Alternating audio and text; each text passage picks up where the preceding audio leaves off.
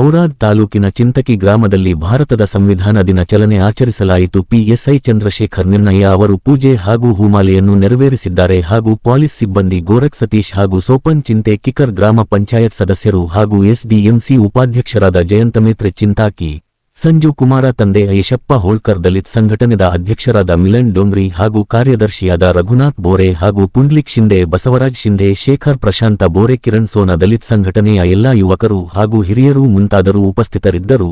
Uppe news ವರದಿಗಾರರು ಜಯವಂತ Metre ಚಿಂತಾಕಿ. ಭಾರತದ ಜನಗಳಾದ ನಾವು ಭಾರತವನ್ನು ಒಂದು ಸಾರ್ವಭೌಮ ಸಮಾಜವಾದಿ ಸರ್ವಧರ್ಮ ಸಮಭಾವದ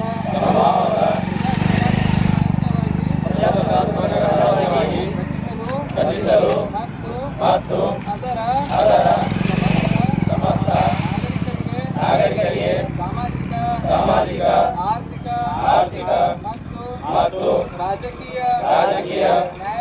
ನ್ಯಾಯವನ್ನು ವಿಚಾರ ಅಭಿವ್ಯಕ್ತಿ ಧರ್ಮಸ್ಥಿತಿ ಮತ್ತು ಉಪಾಸನಾ ಸ್ವಾತಂತ್ರ್ಯ ಸ್ಥಾನಮಾನ ಹಾಗೂ ಅವಕಾಶಗಳ ಸಮಾನತೆ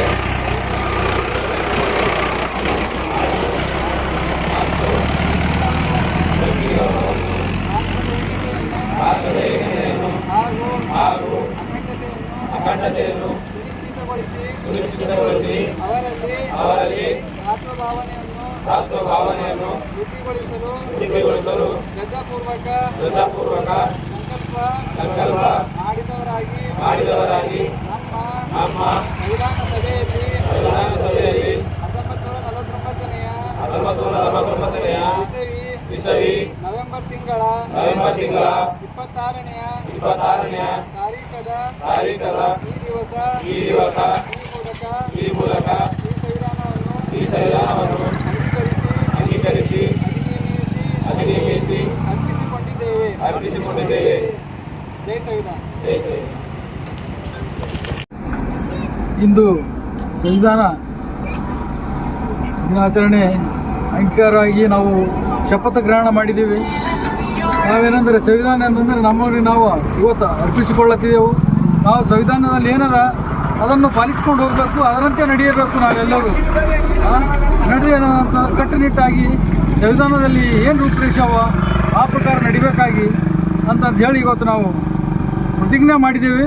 ಆ ಪ್ರಕಾರ ನಾವೆಲ್ಲರೂ ನಡಿಬೇಕು, ನಾವು ನೀವೆಲ್ಲರೂ ಅಂತಂತ ಹೇಳಿ ಈ ಸಮಯದಲ್ಲಿ ನಾನು ಕರೆಸಿ ಇಲ್ಲಿ ಪೂಜೆ ಅದು ಮಾಡೋಕ್ಕೆ ಅವಕಾಶ ಮಾಡಿಕೊಟ್ಟು ಸಲಕ್ಕೆ ತಮಗೆಲ್ಲರಿಗೂ ಧನ್ಯವಾದ ಹೇಳಿ ನಾನು ಎರಡು ಮಾತು ನನ್ನ ಹೆಸರು ಚಂದ್ರಶೇಖರ್ ನಿರ್ಣಯ. ನಾನು PSI ಚಿಂತಕಿ ಇದ್ದೀನಿ.